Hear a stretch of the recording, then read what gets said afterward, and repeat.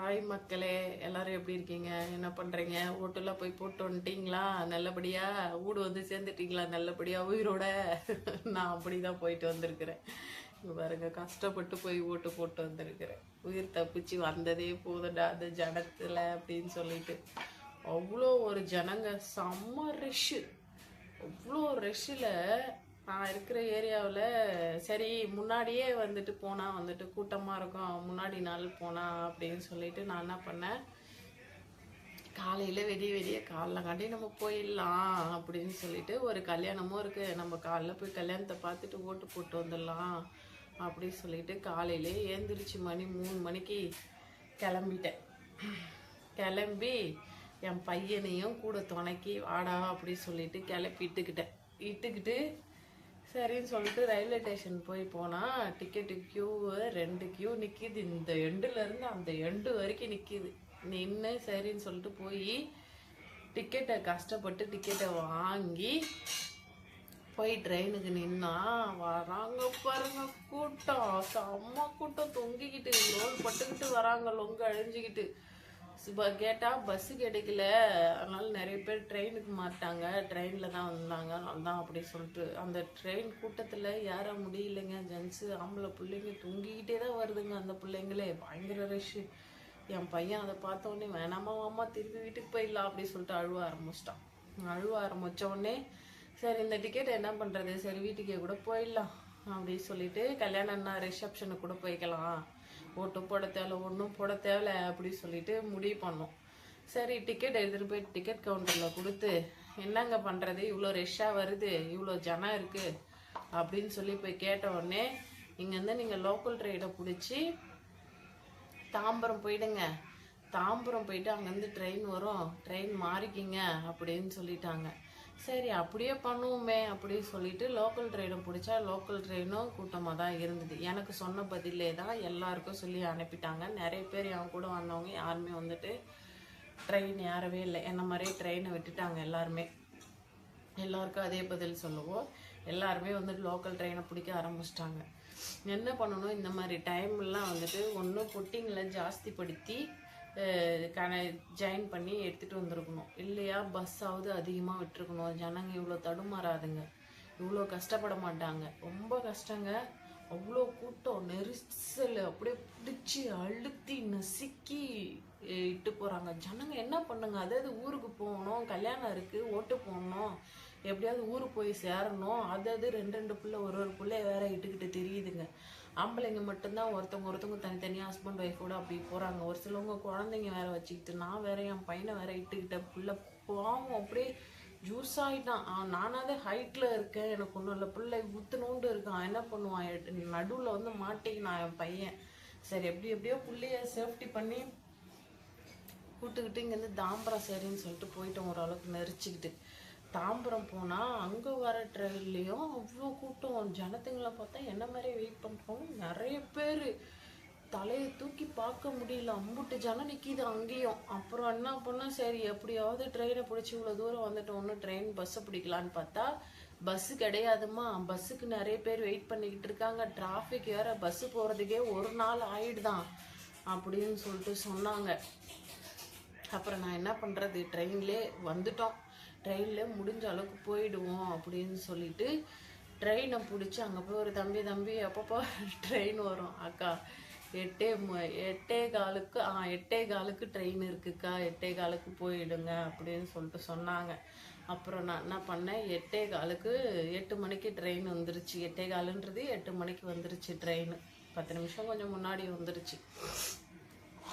அப்புறம் அந்த ட்ரெயினை போய் பிடிக்கலான்னு நானும் என் பையனும், என்ன மாதிரியே நிறைய ஜனம் ஓடுது, திப்புன்னு ஓடுறாங்க எல்லாம். நானும் என் பையனை கையில் பிடிச்சிக்கிட்டு, என் பையனை வேற ஒரு அண்ணா இடிச்சிட்டாங்க. அந்த அண்ணா இடித்து நானும் என் பையனும் கீழே விழுந்துட்டோம்.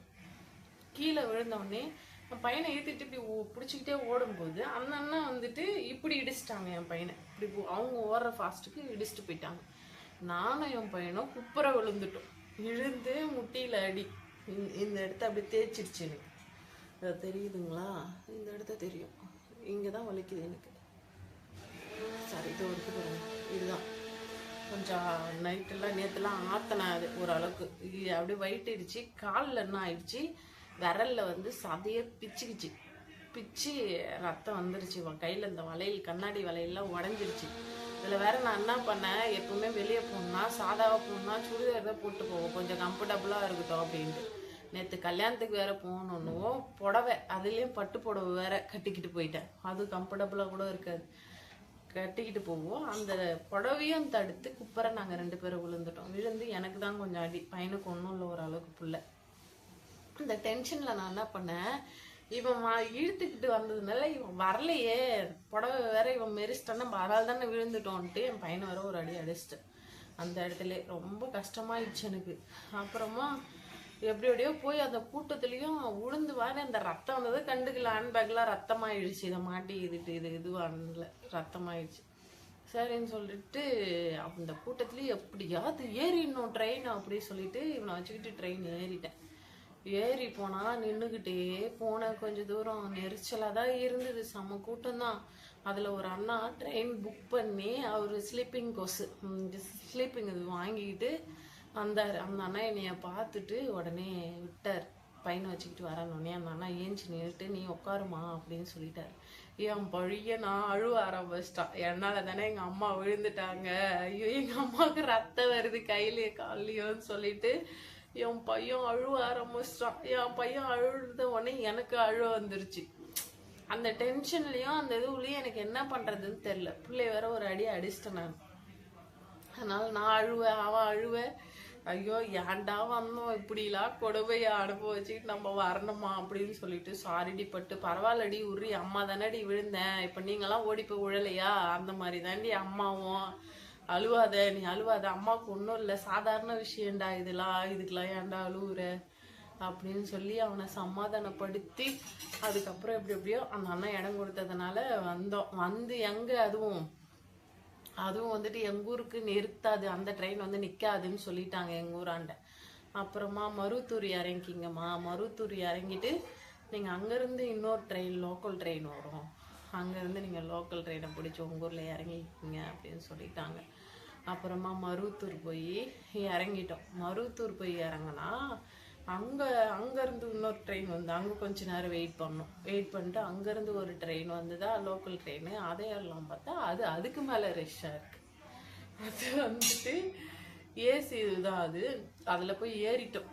ஒரு அண்ணா ஏறு ஏறு ஏறு ஏறு ஏறு ஏறு நீ குழந்தைய வச்சுட்டு ஏறு ஏறு ஏறுனாரு ஒரு அண்ணா. கூட்டமாக இருந்தாலும் பரவாயில்ல நீ ஏறு அப்படின்ட்டாரு.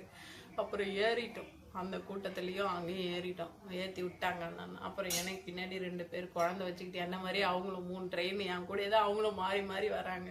குழந்தை அவங்க வேறு சின்ன குழந்தை. அந்த அண்ணா அந்த குழந்தைய மேலே வச்சுக்கிட்டு தலையில் உட்கார வச்சுக்கிட்டு அந்த அக்கா அந்த பொண்ணை கையில் பிடிச்சிக்கிட்டு வந்தாங்க. குழந்தைங்களுக்கு வேற ஒன்றும் தெரியாது இல்லையா, அந்த குழந்தைங்க வேற அடிச்சு மாண்டுக்கிட்டு வருதுங்க அங்கேயே விளையாடிக்கிட்டு. அதுங்களுக்கு தெரியல நம்ம இவ்வளோ ரெஷ்ஷில் வரோம், இவ்வளோ கூட்டத்தில் வரோம், நம்ம அம்மா அப்பா இவ்வளோ அவஸ்தைப்படுறாங்க கஷ்டப்படுறாங்கன்னு தெரியல. அந்த பிள்ளைங்க விளையாடிக்கிட்டு வருது அந்த இடத்துல.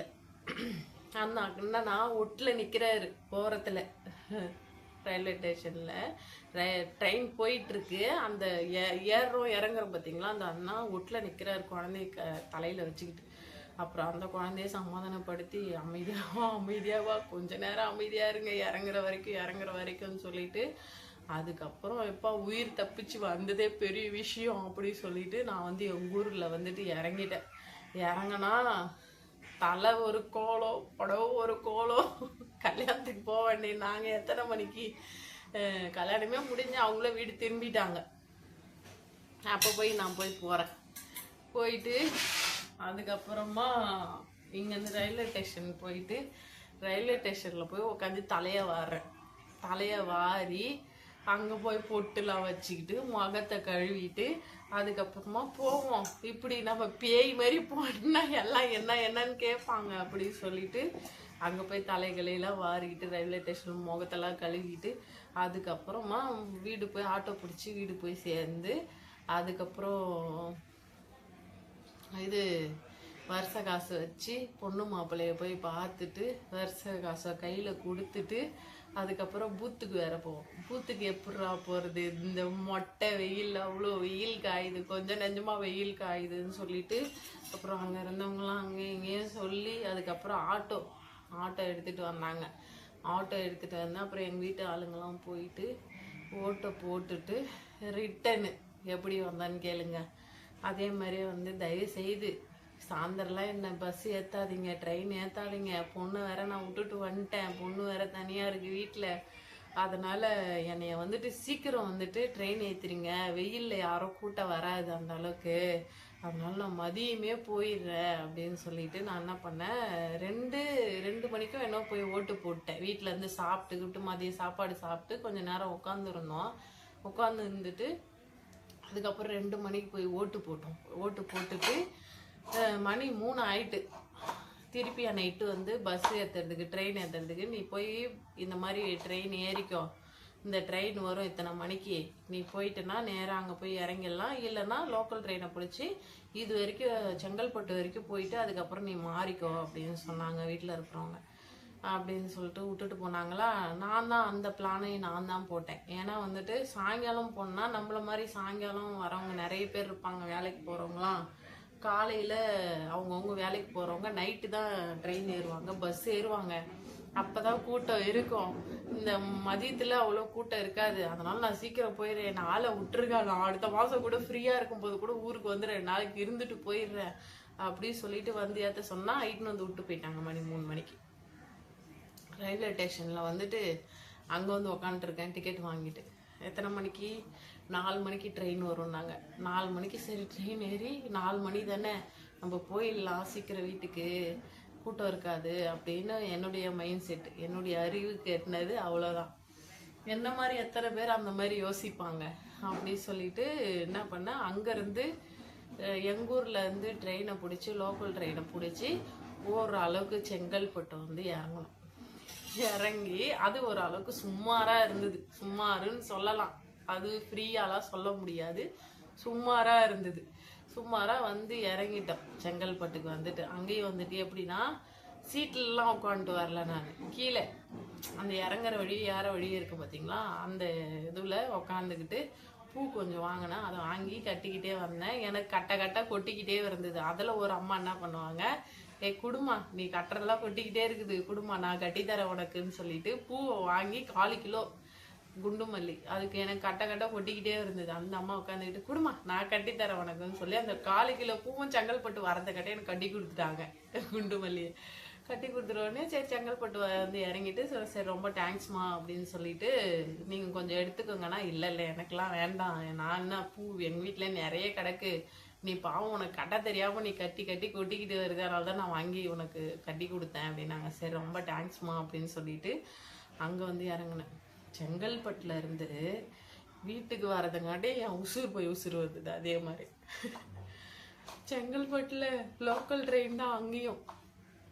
அந்த லோக்கல் ட்ரெயினில் ஏறினாக்கா செம்ம கூட்டம்.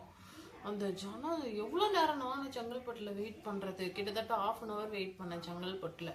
போய் கொஞ்ச நேரம் உட்காந்து டீ காஃபி வாங்கி டீ காஃபி குடிச்சிட்டு ஒரு காஃபி 20 ரூபா, ஒரு பஜ்ஜி வாங்கினா 20 ரூபா, அந்த மாதிரி எல்லாமே அங்கெல்லாம் ரேட் அதிகமாக தான் இருந்தது. சரி பரவாயில்ல, ஏதோ இது வரைக்கும் கிடைச்ச வரைக்கும் நல்லது அப்படின்னு சொல்லிட்டு தலைவலிக்கு ஒரு காஃபியை வாங்கி குடிச்சிட்டு கொஞ்சம் நேரம் வெயிட் பண்ணிட்டு பாத்ரூம்லாம் போயிட்டு வந்து கொஞ்ச நேரம் உட்காந்துருந்தோம். அப்புறம் லோக்கல் ட்ரெயின் எப்போ வரும்னு பார்த்தாக்கா லோக்கல் ட்ரெயின் 4வது இதில் வருதுன்னு சொல்லிட்டாங்க, அலௌன்ஸ் பண்ணாங்க. அப்புறம் அலௌன்ஸ் பண்ணி கேட்டுட்டு ஓடி போய் அதில் போய் ஏறலாம்னு பார்த்தா அதெல்லாம் முட்டு கூட்டம், ஒரு அளவு இல்லாத கூட்டம். அதுலேயும் போய் நெரிச்சல் எப்படியே ஏறிட்டோம். வீட்டுக்கு போய் சேரணும், இப்போ உள்ள வேற இருக்கு, இருட்டோட ரொம்ப இருட்டுறதுக்காட்டே வீடு வந்து சேர்ந்துடலாம்னு சொல்லிட்டு போயிட்டு ஏறிட்டோம். யாருன்னா உள்ள இத்தினோண்டு ஹைட்டு தான் இருக்கான், ஹைட்டு போயிட்டு தான் இருக்கான். எல்லாம் ஹைட்டாக இருக்குதுங்க, எல்லாம் யானை மாதிரி இருக்குதுங்க. எல்லாம் லேடிஸுங்க ஒரு அளவு இல்லாமல் ஏறி குவியுது, கூட்டமாக இருக்குது தெரியும். தள்ளு நெரிச்சு தள்ளிக்கிட்டு வருது. ஏம்மா நான் தான் புத்தி கேட்டு போய் முன்னாடியே ஏறினேன், இந்த அளவுக்கு சொல்லியும் நீங்களும் ஏறுறீங்களே, புள்ளெல்லாம் வேற நசுங்குதுன்னு ஒரு அக்கா என்ன பண்ணாங்க, நான் குழந்தைய அனுப்பு உட்காந்துங்கிற இடத்தன்னு சொன்னாங்க. அப்புறம் நான் என்ன பண்ணேன், உட்காந்துங்கிற இடத்த பையனை மட்டும் அனுப்பிவிட்ட, தம்பி நீ அந்த அக்கா அங்கே உட்காந்துருக்காங்கல்ல, நீ கீழே உட்காந்துரு அப்படின்னு சொல்லி ஜன்னல் ஓரமாக கீழே உட்காந்துருன்னு சொல்லி பையனை அனுப்பிவிட்டு அவன் கையில் ஃபோனை கொடுத்து நீ ஃபோனை பார்த்துக்கிட்டே கம்முன்னு உட்காந்துட்டு ஏறு அந்த ஓரமா அப்படின்னு சொல்லி பிள்ளைய சேஃப்டி பண்ணிட்டேன். ஓரளவுக்கு கொஞ்சம் தூரம் நின்றுக்கிட்டே தான் வந்தான். பிள்ளைய போட்டு அழுத்துதுங்க, நசுக்குதுங்க. அப்புறம் ஒரு அக்கா கிட்ட திட்டினேன், நீங்கள் உட்காந்துருக்கீங்கல்ல, வலி விட்டா புள்ள தாண்டி வந்து குழந்தைங்களாம் நசுங்குதுங்கல்ல அப்படின்னு சொன்னோடனே திட்டின உடனே கூப்பிட்டு உட்கார வச்சிட்டாங்க. பரவாயில்ல, பையன் ஓரளவுக்கு சேஃப்டி ஆகிட்டான். அப்புறம் நான் ரொம்ப நேரம் நின்றுக்கிட்டே வந்தேன். செங்கல்பட்டுலேருந்து தாம்பரம் வரைக்கும் லோக்கல் ட்ரெயினாக அங்கங்கே நின்று வந்துதா. அப்படியே வந்துட்டு தாம்பரம் வந்தோடனே தான் கொஞ்சம் ஃப்ரீயாச்சு. அப்புறம் ஓரளவுக்கு கொஞ்சம் தாம்பரத்தை தாண்டி வந்தோடனே தான் நான் வந்து உட்காந்தேனே. கிட்டத்தட்ட அதில் ஒரு 1 hour நின்றுக்கிட்டே வந்தேன். நின்றுக்கிட்டே நசுங்கி தள்ளி புழிஞ்சி எடுத்துருச்சுங்க. அங்கேருந்து போயிட்டு வரதுங்காட்டி உசுறு வந்து ஊருக்கு போய் ஊர் வரதுங்காட்டி வந்து அப்பாடா சாமி ஒன்று இறங்கிட்டேன்டா, அப்பா இப்போ தாண்டாப்பா நிம்மதியாக இருக்குது அப்படின்னு சொல்லிட்டு வந்து அதோட இறங்கி சோறாவது கீராவது ஆளை விடுகிட்ட எப்போ நான் வந்து படுக்கிற சொல்லிட்டு காலையில் செஞ்ச புளி சோறு இருந்தது, அதிலே வந்து அப்பளத்தை பொறிச்சு வந்து அப்படியே சாப்பிட்டு ஆளுக்கு 2 வாய் சாப்பிட்டு வந்து அப்படியே படுத்துட்டு டயர்டில். அதோட இப்போ தான் எத்தனை மணிக்கு, மணி 9 மணிக்கு 9:30க்கு தான் ஏந்திரிச்சு சாதம் வடிச்சிட்டு சாம்பார் வச்சுட்டு முட்டை வச்சுட்டு இப்போ கொழுக்கட்டை செஞ்சுக்கிட்டு இருக்கிறேன். கொழுக்கட்டை செஞ்சு இது கொழுக்கட்டை இந்த இதுலேயும் ஒரு கொழுக்கட்டை தேவையான்னு கேட்பீங்க. இது வந்து ஆல்ரெடி நான் வந்துட்டு செஞ்சுட்டேன். ஊருக்கு போகிறதுக்கு முன்னாடி நாள் வந்து செஞ்சேன். அந்த மாவு வந்து கொஞ்சம் இருந்தது, அந்த இது கொஞ்சம் இருந்தது, தீனி கொஞ்சம் இருந்தது, அது உள்ளே வைப்பாங்கல்ல அது கொஞ்சம் இருந்தது. அதை வந்து சரி செஞ்சாது வச்சா பிள்ளைங்க சாப்பிடுங்க அப்படி சொல்லிட்டு சாப்பாடை செஞ்சுட்டு இப்போ இது செஞ்சுக்கிட்டு உக்காண்ட்ருக்கிறேன். அதனால் இதுக்கு நான் என்ன சொல்ல வரேன்னா, இந்த விசேஷ டைமு கூட்ட டைம்லாம் யாரும் ஊருக்கே போகாதீங்க. குழந்தை வச்சுக்கிறவங்க, குட்டி வச்சுக்கிறவங்க அப்படிலாம் போகாதீங்க. முக்கியமான ஒரு இதுனா மட்டும் ஊருக்கு போங்க. என்ன மாதிரி போய் இடித்து தள்ளிக்கிட்டு கஷ்டப்பட்டுக்கிட்டு நொந்து நூலாகி லூடல்ஸ் ஆகி யாரும் வராதிங்க. மெயினாக லேடிஸு குழந்தைங்க மெயினாக இவங்களாம் மட்டும் இந்த விசேஷ டைமு இந்த டைம்லாம் வந்துட்டு போகாதீங்க. ஏன்னா எனக்கும் கொஞ்சம் தெரியும். இந்த விசேஷ டைமு இந்த பொங்கல் தீபாவளி கூட நான் போக மாட்டேன்.